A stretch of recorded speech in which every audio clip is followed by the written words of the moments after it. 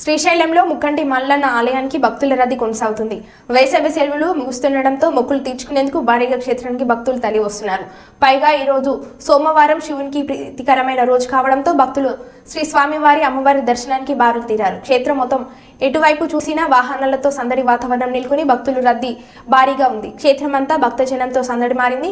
భక్తులు తెల్లవారుజాము నుంచే పాతాళ గంగలో పుణ్యస్థానాలు ఆచరించి శ్రీ భ్రమరామ మల్లికార్జున స్వామి అమ్మవార్ల దర్శనార్థమై క్యూ లైన్ లో దర్శన కంపార్ట్మెంట్ లో బారులు తీరారు.